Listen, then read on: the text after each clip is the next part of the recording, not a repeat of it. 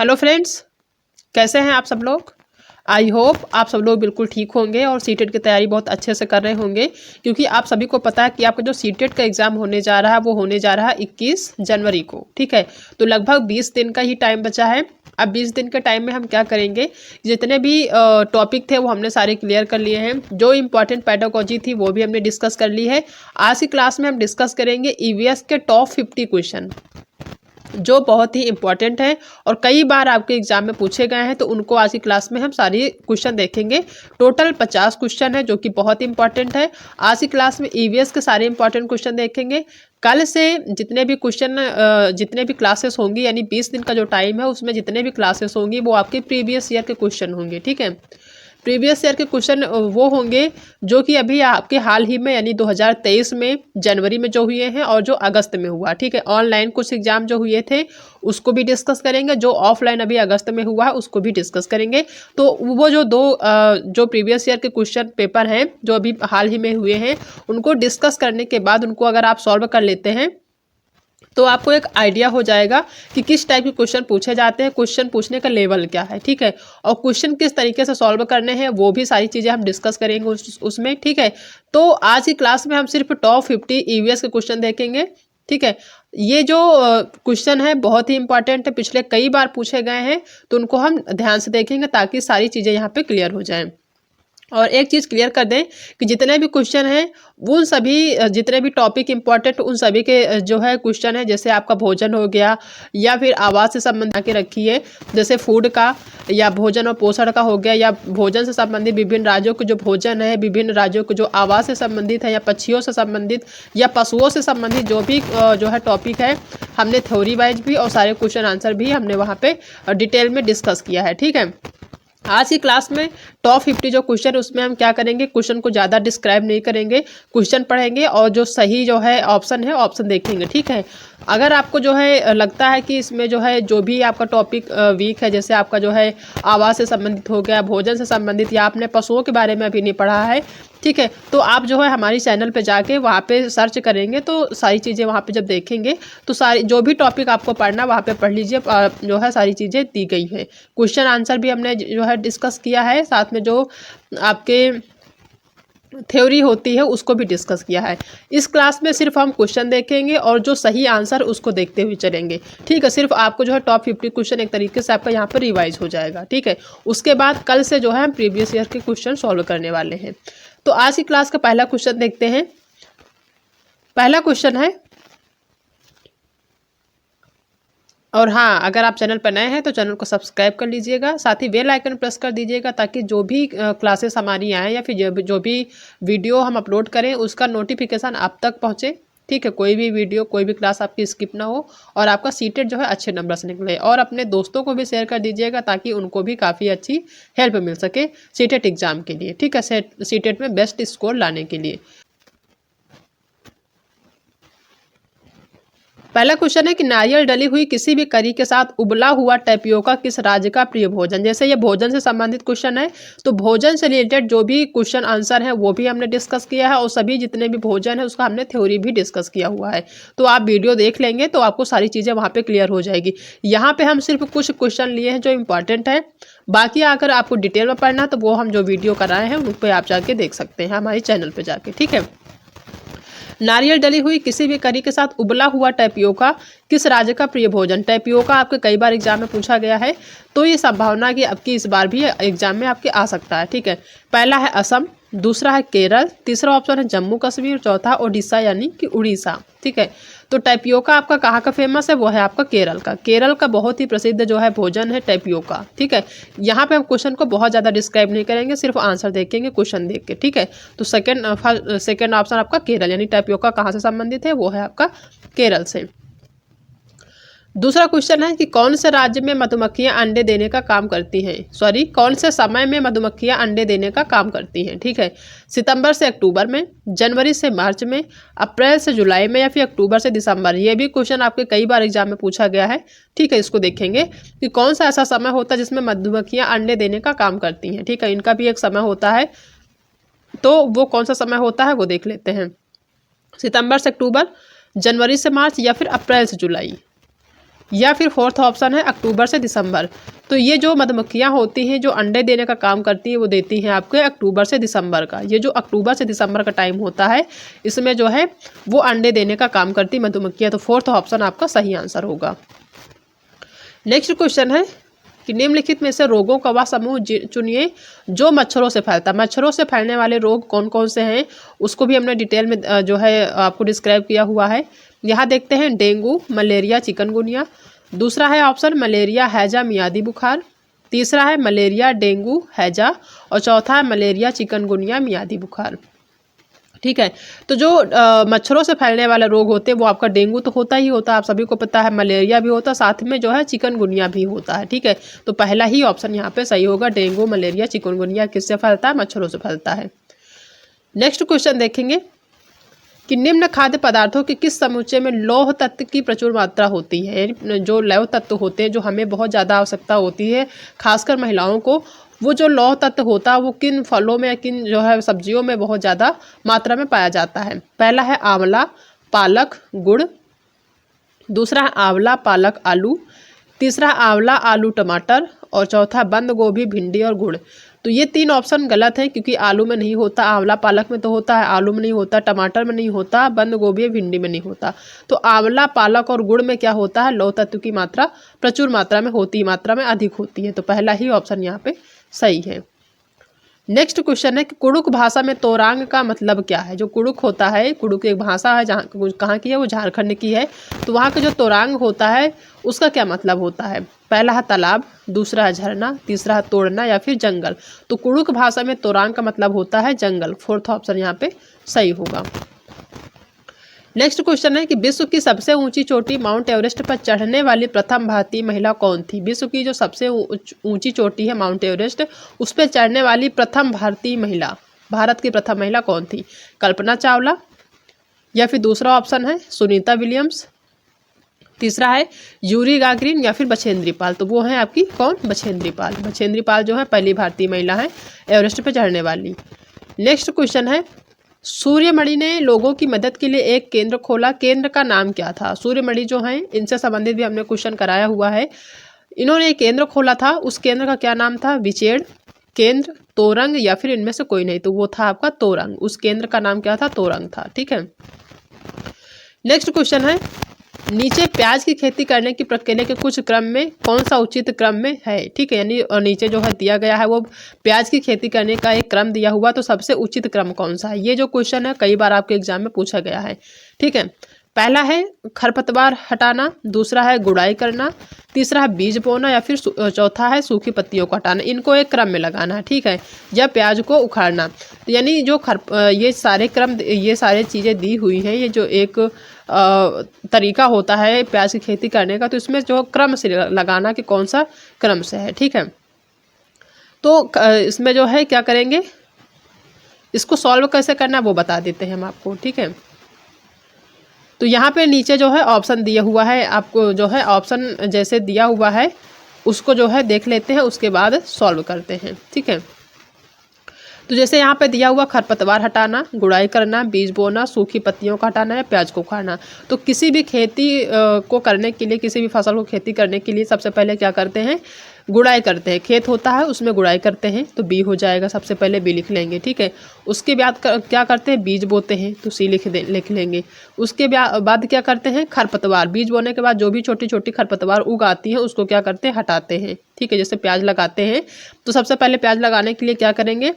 पहले गुड़ाई करेंगे, फिर जो प्याज का बीज है उसको बोएंगे। ठीक है, उसके बाद क्या करेंगे? जब प्याज उग आएगी तो उसके साथ साथ छोटे छोटे खरपतवार भी उगाते हैं, तो उसको क्या करेंगे? हटाएंगे। ठीक है, उसके बाद क्या करेंगे? फसल तैयार हो जाएगी लगभग। ठीक है, तो क्या करेंगे? प्याज को उखाड़ेंगे। जो प्याज फसल तैयार हो गई है उसको उखाड़ लेंगे, फिर उसकी जो ऊपर की सूखी पत्तियां होती हैं उनको हटा देंगे। प्याज जब नीचे प्याज जो है इतना बड़ा होता है, उसके ऊपर जो पत्तियां होती है इस टाइप की, उस पत्तियां जो कुछ हरी होती, कुछ सूखी हो जाती हैं। तो कुछ लोग कुछ सूखी पत्तियों को हटा देते, कुछ लोग यहाँ से काट देते, तो इतना प्याज जो है ये अलग कर लेते हैं, ये पत्तियाँ हटा देते हैं। ठीक है, तो ये क्रम होता है। सबसे पहले बी होगा, यानी कि गुड़ाई करना, फिर बीज बोना, फिर खरपतवार हटाना, फिर ई होगा प्याज को उखाड़ना, फिर डी होगा आपका सूखी पत्तियों को हटाना है। BCAED होगा, ठीक है। तो BCAED कहाँ पे है? BCAED फोर्थ नंबर पे, फोर्थ नंबर आपका सही होगा, ठीक है। नेक्स्ट क्वेश्चन है कि इनमें से कौन सा अभिलक्षण रेगिस्तानी ओक में नहीं पाया जाता है? जो रेगिस्तानी ओक एक पौधा होता है उसमें नहीं पाया जाता। पहला है जड़ों का अत्यधिक गहराई तक जाना, दूसरा है पेड़ के तने में पानी एकत्रित होना, पत्तियां बहुत कम होना या फिर बहुत सारी पत्तियां होना। तो रेगिस्तानी ओक में पत्तियां बहुत कम होती हैं, बहुत सारी पत्तियां नहीं होती, ठीक है। ये सारी जो है उसकी विशेषताएं हैं, ठीक है। लेकिन बहुत सारी पत्तियां होना ये गलत है, ये नेगेटिव है, क्योंकि यहाँ पे नेगेटिव पूछा तो नेगेटिव ही सही होगा, ठीक है। बहुत सारी पत्तियां रेगिस्तानी ओक में नहीं होती बल्कि कम पत्तियां होती हैं, तो फोर्थ ऑप्शन सही होगा। नेक्स्ट क्वेश्चन है कि लद्दाख के लोग अपने घरों की निचली मंजिल का उपयोग किस काम के लिए करते हैं? खाना बनाने के लिए, मेहमानों को ठहरने के लिए, सामान और जीवों को रखने के लिए, यानी जीव जंतु जो होते हैं उनके जो भी पालते हैं जो जानवर होते हैं उनको रखने के लिए, या फिर इन सभी के लिए। तो यहाँ पे फोर्थ ऑप्शन सही होगा, ये सब इन सभी चीज़ों के लिए जो निचली मंजिल होती है उसका यूज करते हैं, ठीक है। नेक्स्ट क्वेश्चन देखते हैं कि एक छात्र अपनी पसंद और नापसंद के बारे में चर्चा करते हुए कहता है कि मुझे और मेरे भाई दोनों को सांप खाना बहुत पसंद है। जब भी हमारी इच्छा होती है तो हम किसी होटल में जाकर लिंग हू फेन खाते हैं। बताइए यह छात्र कहाँ से संबंधित हो सकता है? मेन जो यहाँ पे दिया हुआ वो है आपका लिंग हू फेन, जो कि आपका एक भोज्य पदार्थ है। तो ये कहाँ के लोग खाते हैं, किस देश के या किस राज्य के, ये बताना है। पहला ऑप्शन है ओडिशा, दूसरा है अरुणाचल प्रदेश, तीसरा है आपका असम और चौथा है आपका हांगकांग। तो लिंग हू फेन कहाँ से संबंधित है? हांगकांग से, फोर्थ ऑप्शन सही होगा। नेक्स्ट क्वेश्चन है यदि आप रेलगाड़ी से अहमदाबाद की यात्रा करते हैं तो दुकानदार स्टेशन पर इनमें से कौन सी चीज़ सबसे अधिक बेचते हुए मिलेंगे? यदि आप रेलगाड़ी से अहमदाबाद की यात्रा करते हैं तो वहाँ के जो रेलवे स्टेशन है वहाँ पर सबसे ज़्यादा कौन सी जो है भोज्य पदार्थ आपको देखने को मिलेगी या फिर ज़्यादा लोग बेचते हुए मिलेंगे आपको? पहला छोले भटूरे तथा लस्सी, दूसरा इडली चटनी तथा वड़ा चटनी, तीसरा ऑप्शन है पूरी साग तथा ठंडा दूध, या फिर ढोकला चटनी या फिर नींबू वाले चावल। तो जो अहमदाबाद है वहाँ की जो प्रसिद्ध भोज्य पदार्थ है या फिर वहाँ के रेलवे स्टेशन पर जो सबसे ज़्यादा लोग बेचते हुए मिलेंगे वो है ढोकला चटनी या फिर नींबू वाले चावल, ढोकला चटनी या फिर नींबू वाले चावल। तो फोर्थ ऑप्शन सही होगा। नेक्स्ट क्वेश्चन है कि एक क्षेत्र में ग्रामीण अपने घरों में बहुत मोटी दीवारें बनाते हैं जो मिट्टी से सनी होती है। घरों की छतें कटीली झाड़ियों से बनी है। इस क्षेत्र में बारिश बहुत कम होती है और बहुत गर्मी भी होती है। इस क्षेत्र में होना चाहिए, किस क्षेत्र में की बात हो रही है? यानी कोई ग्रामीण है, मतलब वहाँ कोई राज्य है, वहाँ पे जो ग्रामीण लोग होते हैं वो अपने घरों को की जो मोटी दीवारें होती हैं उसको क्या करते हैं, मिट्टी से जो है पुताई करते हैं। वहाँ की जो मोटी दीवारें होती है वो जो है मिट्टी से सनी हुई होती है। उनके घरों की जो छतें होती है वो कटीली झाड़ियों से बनी होती है। उस राज्य में बारिश बहुत कम होती है और गर्मी अधिक होती है। तो वो राज्य कौन सा होना चाहिए? झारखंड, राजस्थान, उत्तर प्रदेश या फिर बिहार? तो वो है आपका राजस्थान। राजस्थान में बारिश बहुत कम होती है, गर्मी अधिक होती है। वहाँ जो है माना जाता है कि वहाँ की घरें जो होती हैं मिट्टी की बनी होती हैं। वहाँ की जो दीवारें होती बहुत मोटी होती है, साथ में जो है मिट्टी से पोती जाती हैं। वहाँ की जो छतें होती हैं वो कटीली झाड़ियों की बनी होती हैं। तो बी ऑप्शन यहाँ पे सही होगा। नेक्स्ट क्वेश्चन है कि कोई डॉक्टर एक मरीज को खाने के लिए कुछ दवाइयाँ लिखता है और साथ ही गुड़, आंवला और हरी पत्तेदार सब्जियां अवश्य खाने का सुझाव देता है। यह मरीज किस रोग से पीड़ित है? ठीक है, यानी गुड़, आंवला और हरी पत्तेदार सब्जियां खाने को जो सुझाव देता है तो ये किस रोग से संबंधित है? पहला ऑप्शन है बुखार, दूसरा एनीमिया, तीसरा मियादी बुखार, चौथा मलेरिया। तो वो जो रोग है जिस रोग से संबंधित है वो है एनीमिया। एनीमिया किसी भी रोगी को हो जाता है, यानी कि कोई भी महिला है या किसी भी पुरुष को भी एनीमिया हो जाता है तो उसको डॉक्टर गुड़, आंवला और हरे पत्तीदार सब्जियां खाने के लिए सुझाव देते हैं कि ज़्यादा से ज़्यादा आप खाएं। ठीक है, तो बी ऑप्शन सही है। नेक्स्ट क्वेश्चन है कि एस्किमो जनजातियों के निवास स्थान को कहा जाता है? जो एस्किमो जनजाति होती है जहाँ पे रहते हैं उसको क्या कहते हैं? पहला इग्लू, दूसरा झोपड़ी, तीसरा टेंट या फिर इनमें से कोई नहीं। तो जो एस्किमो जनजाति होते हैं जिस जगह रहते हैं उनका जो घर होता है उसको क्या कहते हैं? इग्लू कहते हैं, जो कि किसका बना होता है? बर्फ का बना होता है। तो पहला ही ऑप्शन सही होगा। नेक्स्ट क्वेश्चन है कि इसमें से कौन पौधा कीटों को अपने जाल में फंसाता है और फिर खा जाता है? पहला अमरवेल, दूसरा सूरजमुखी, तीसरा कैक्टस या फिर घटपर्णी। तो वो है आपका घटपर्णी। ठीक है, घटपर्णी जो पौधा होता है वो जो है एक पौधा होता है जो कि अपने जाल में कीटों को फंसाता है और फिर खा जाता है। ठीक है, तो फोर्थ ऑप्शन घटपर्णी होगा। नेक्स्ट क्वेश्चन है कि इनमें से पक्षियों की कौन सी प्रजाति झटके से अपनी गर्दन आगे पीछे करती है। ये क्वेश्चन बहुत बार पूछा गया है कि कौन सी ऐसी पक्षी है जो झटके से अपना गर्दन आगे पीछे करती है।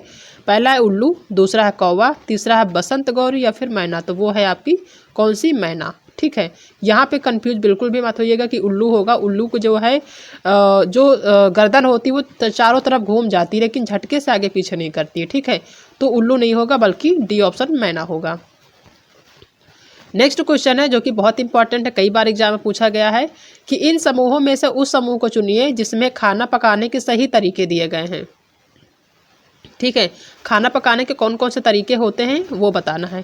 पहला तलकर, भिगोकर, भूनकर। भिगोकर नहीं होता है, सेक कर, तलकर, भूनकर। ठीक है, तो सेक कर, तल कर, भून कर, ये जो है खाना पकाने का सही तरीका सेकंड ऑप्शन ही सही होगा। उबाल कर, गूंथ कर नहीं होता है, सेक कर होता है, उबाल कर होता है लेकिन बेल कर नहीं होता। तो बी ऑप्शन ही यहाँ पे सही होगा। नेक्स्ट क्वेश्चन है कि भैंस की पीठ पर प्रायः बगुला पक्षी बैठा दिखाई देता है।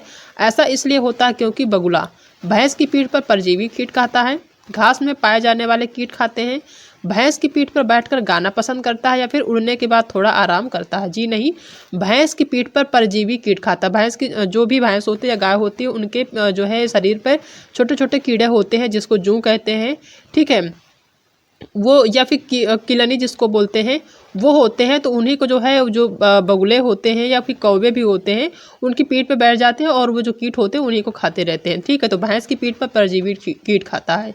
ठीक है, इसलिए जो है बगुला भैंस की पीठ पे ज़्यादातर देखने को मिलता है कि बैठे हुए होते हैं। तो फर्स्ट ऑप्शन सही होगा। नेक्स्ट क्वेश्चन है कि चेराव लोक नृत्य किस राज्य से संबंधित है। पहला ऑप्शन है राजस्थान, दूसरा उत्तराखंड, तीसरा बिहार और चौथा है मिजोरम। तो चिराओ जो नृत्य है कहीं कहीं आपको चिराओ देखने को मिलेगा। ठीक है, चिराओ, तो चिराओ या फिर चेराओ होगा। तो वो कहाँ से संबंधित है, वो संबंधित है आपका मिजोरम से। ठीक है, डी ऑप्शन सही होगा। नेक्स्ट क्वेश्चन है, इस टाइप के क्वेश्चन देखने को मिलते हैं आपके एग्जाम में कि निम्नलिखित को सुमेलित कीजिए। जो नीचे दिया हुआ है इसको सुमेलित करना है कि इसमें से कौन जो है सही है। ठीक है, ये बताना है। तो देखते हैं, कटे और घाव यानी कोई भी चीज़ कट गया है या फिर घाव हो गया है तो उसके लिए कौन सी चीज़ें जो है उपचार में लाई जा सकती हैं, घरेलू उपचार। सामान्य ज्वर में कौन सी चीज़ें उपयोगी होती हैं, आँख की जलन में या फिर दांत के दर्द में। इस टाइप के क्वेश्चन अगर आपको सॉल्व करने हो तो हम बताते हैं कैसे सॉल्व करना है। ठीक है, जैसे मान लीजिए कटे और घाव हो गया, तो कटे और घाव में क्या होता है, सबसे ज़्यादा जो घरेलू उपचार क्या होता है वो होता है हल्दी के चूर्ण से। ठीक है, कटा घाव है तो उसके लिए क्या करेंगे, हल्दी का चूर्ण। ठीक है, तो जो है ऐसे निशान लगा लें या फिर ए का जो है दूसरा कर लें, ऐसे कर सकते हैं। ठीक है, यहाँ लिखते हैं कटे और घाव का क्या होगा, 2 होगा, या फिर ऐसे लिख दे ए का दूसरा, तो ऐसे आसानी होगी आपको। ठीक है, दूसरा सामान्य ज्वर। सामान्य ज्वर में क्या करते हैं, मेथी के बीज की चाय अगर पिलाते हैं अगर सामान्य ज्वर है तो वो जो है उसमें काफ़ी लाभदायक होता है। ठीक है, तो बी का तीसरा हो जाएगा, बी का तीसरा कर देंगे। ठीक है, बचा सी। आँख की सूजन के लिए क्या होता है, ताजे धनियों के बीज।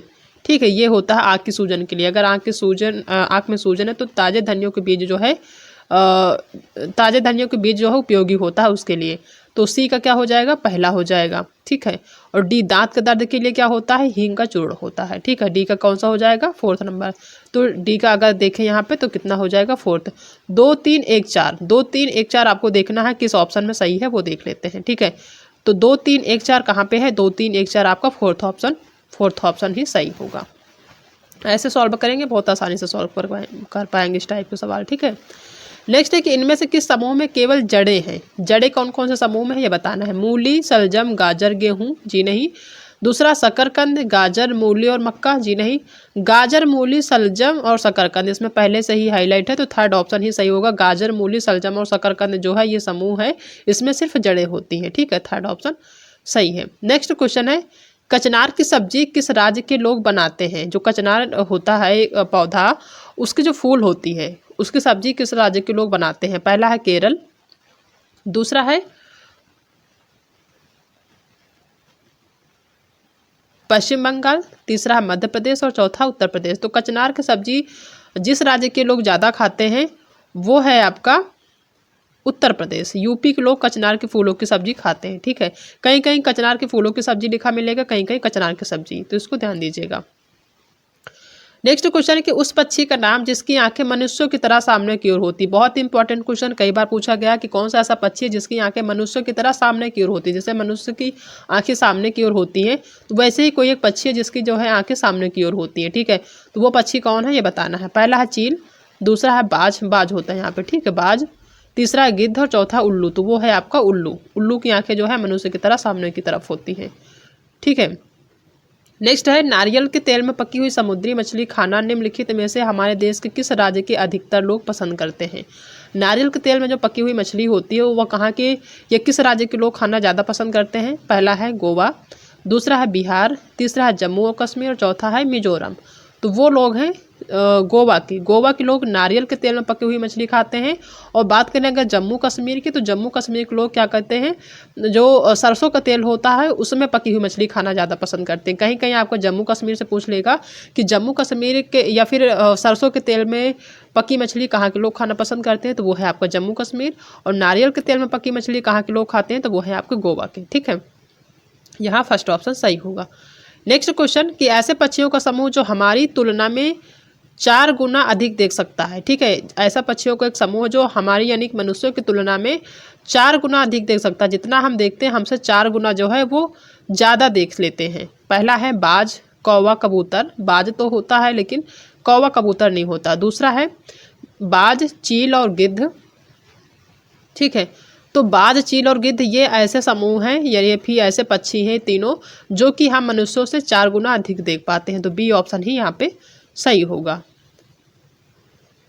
नेक्स्ट क्वेश्चन है कि सर्दियों में दादी अक्सर निम्नलिखित के घोल के त्वचा के रूखेपन से बचाने के लिए उपयोग करती है। निम्नलिखित घोल बनाती है जो कि त्वचा के रूखेपन से हमें बचाती है। तो कौन कौन सा जो है एक घोल है वो है गुलाब जल, ग्लिसरीन और नींबू का रस। दूसरा नींबू का रस और दूध, जी नहीं। गुलाब रस और आसुत जल, गुलाब जल और सिरका, जी नहीं। पहला ही ऑप्शन सही होगा, गुलाब जल, ग्लिसरीन और नींबू का रस, इन तीनों को मिक्स करके एक घोल बनाती हैं। सर्दियों में जो दादी अक्सर पहले बनाया करती थी, तो वो जो है जो त्वचा होती है उसका जो रूखापन होता है उसको बचाने के लिए काफ़ी उपयोगी होता है गुलाब का जल, ग्लिसरीन और नींबू का रस। तो पहला ही ऑप्शन सही होगा। नेक्स्ट क्वेश्चन है कि ऐसा पक्षी जो सिर्फ काला और सफ़ेद रंग ही देख सकते हैं वो कहलाते हैं। कौन से ऐसे पक्षी होते हैं जो किसी भी कलर को सिर्फ काला और सफ़ेद में ही देख पाते हैं, यानी ब्लैक एंड वाइट ही उनको दिखाई पड़ता, बाकी कलर में नहीं दिखाई देता, ठीक है। वो पक्षी नभचर कहलाते हैं या फिर रात्रिचर या फिर उभयचर, वो या फिर इनमें से कोई नहीं। तो जो पक्षी किसी भी कलर को सिर्फ काला और सफ़ेद रंग में ही देख पाते हैं वो होते हैं रात्रिचर।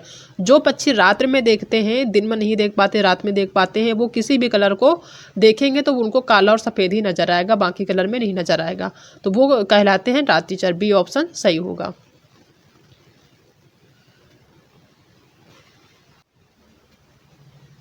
नेक्स्ट क्वेश्चन है कि इनमें से मधुमक्खी की सर्वाधिक उपयुक्त विशेषताएं पहचानिए। उपयुक्त विशेषताएं बतानी है, सबसे जो है जो सबसे उपयुक्त है, ठीक है।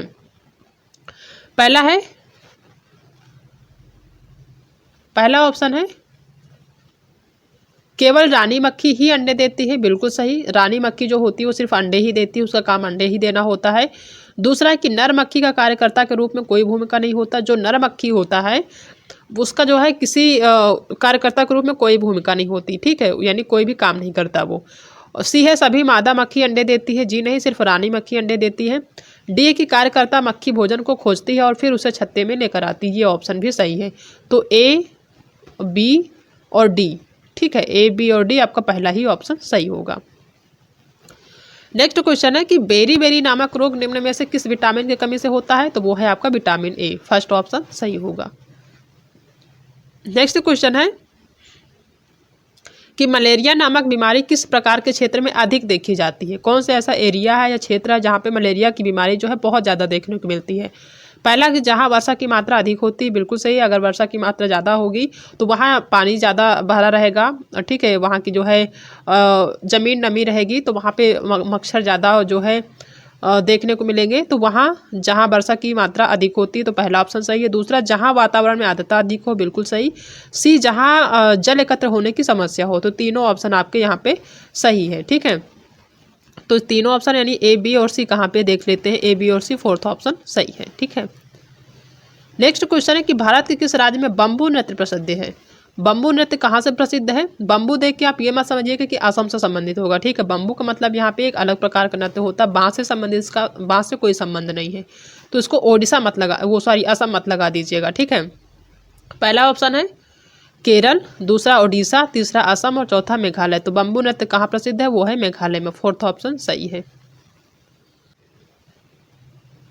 नेक्स्ट क्वेश्चन है कि वैज्ञानिक रोनाल्ड रॉस के विषय में निम्न कथनों पर विचार कीजिए। जो एक वैज्ञानिक रोनाल्ड रॉस, इनके बारे में सही कथन बताना है कि इन्होंने यह खोज की कि मलेरिया मादा एनाफिलीज मच्छर से काटने से होता है, बिल्कुल सही। इन्होंने खोज किया कि जो मादा एनाफिलीज मच्छर होती है उसके काटने से ही मलेरिया होता है, तो ये ऑप्शन सही है।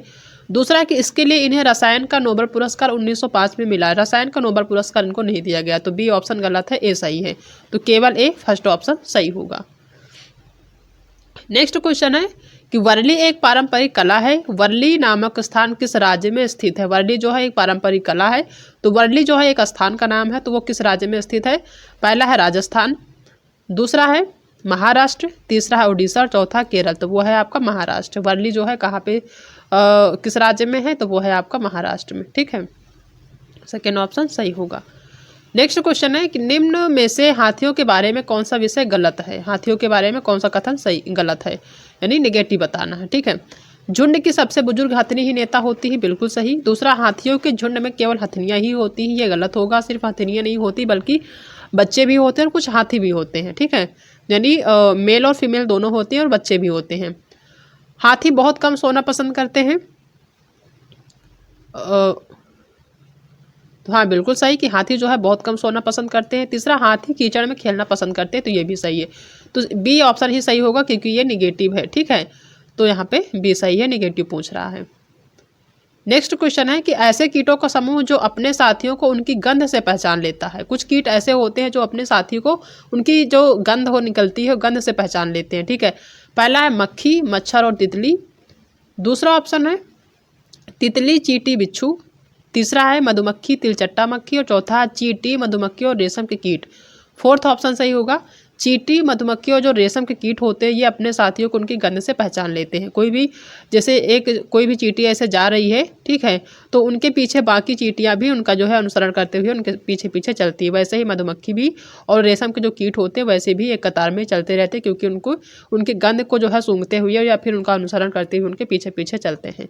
तो फोर्थ ऑप्शन सही होगा। नेक्स्ट क्वेश्चन है कि निम्नलिखित रोगों के कौन से युग में दूषित जल के कारण होते हैं। कौन कौन से ऐसे रोग हैं जो दूषित जल के कारण होते हैं। पहला, पेचिस, मियादी बुखार, मलेरिया और टीबी, जी नहीं। दूसरा, मलेरिया, डायरिया, हैजा या कैंसर। तीसरा है पीलिया, पेचिस, डायरिया और हैजा। तो आपका तीसरा ही ऑप्शन सही, पीलिया, पेचिस और डायरिया या फिर जो हैजा ये रोग होते हैं ये आपके दूषित जल यानी गंदे जल की वजह से होते हैं। नेक्स्ट क्वेश्चन है मधुबनी चित्रकला किस राज्य से संबंधित। बहुत इंपॉर्टेंट है, मधुबनी कई बार पूछा गया एग्जाम में। ये जो है एक प्रकार की चित्रकला है, किस राज्य से संबंधित है। उत्तर प्रदेश से, राजस्थान से, बिहार से या फिर छत्तीसगढ़ से। तो वो प्रसिद्ध है आपके कहाँ से, बिहार से, ठीक है, मधुबनी चित्रकला।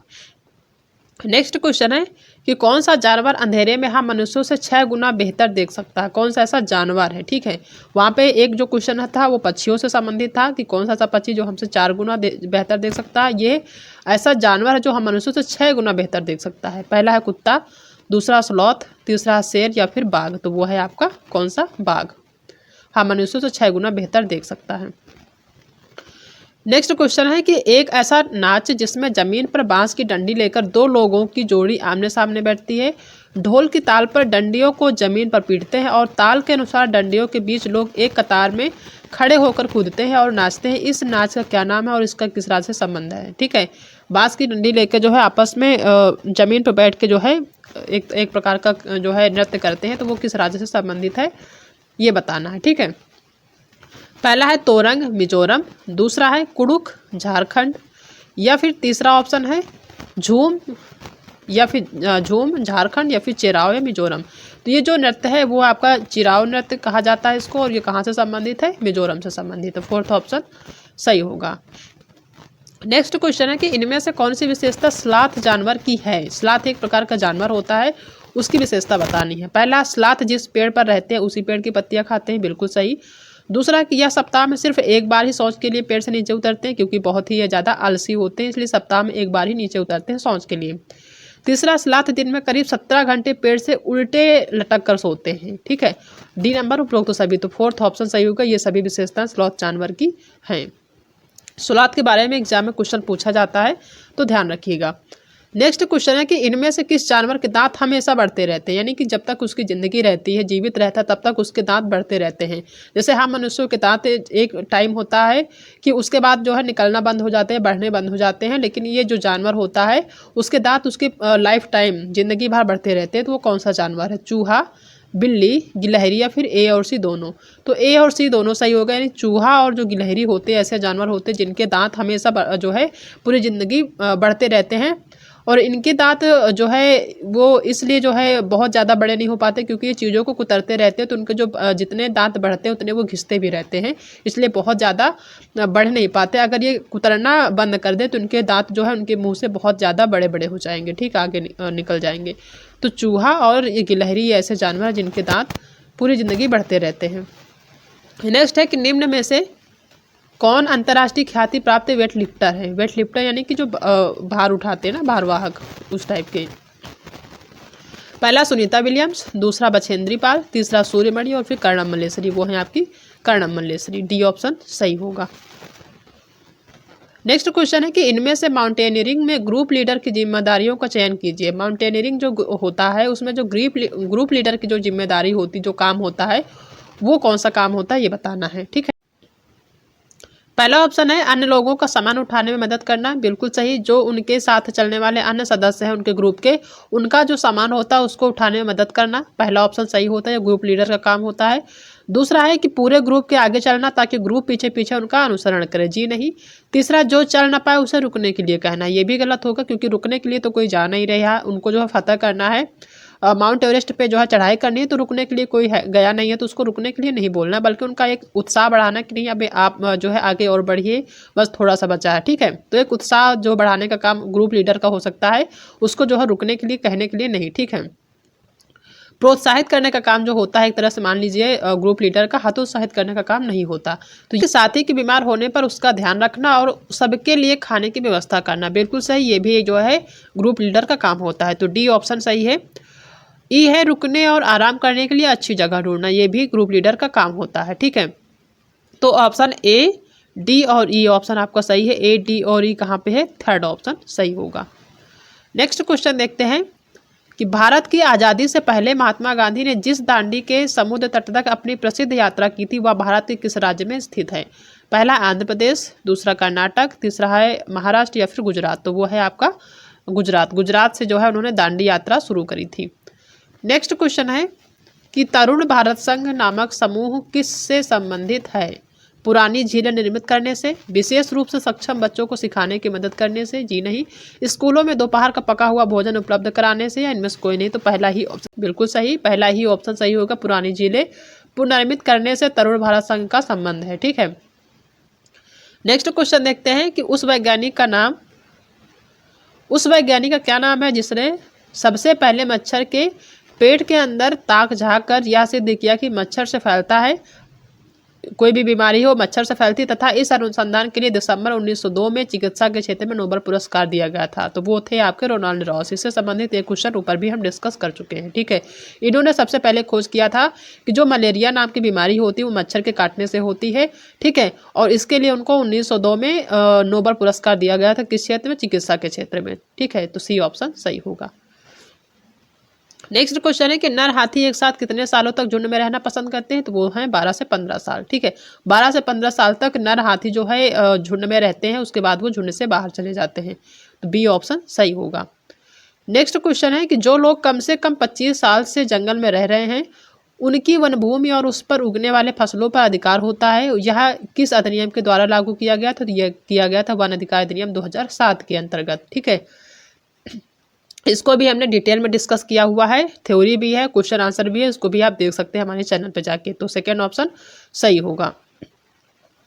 नेक्स्ट क्वेश्चन है कि खेजड़ी एक छायादार वृक्ष है जिसकी छाया में बच्चे खेलना पसंद करते हैं, यह वृक्ष कहाँ पाया जाता है। ठीक है, खेजड़ी जो वृक्ष है वो कहाँ पाया जाता है, पर्वतीय क्षेत्रों में, मैदानी क्षेत्रों में, मरुस्थलीय क्षेत्रों में, या इनमें से कोई नहीं। तो वो जो पाया जाता है वो पाया जाता है मरुस्थलीय क्षेत्रों में। जो खेजड़ी एक छायादार वृक्ष है वो मरुस्थलीय क्षेत्रों में पाया जाता है।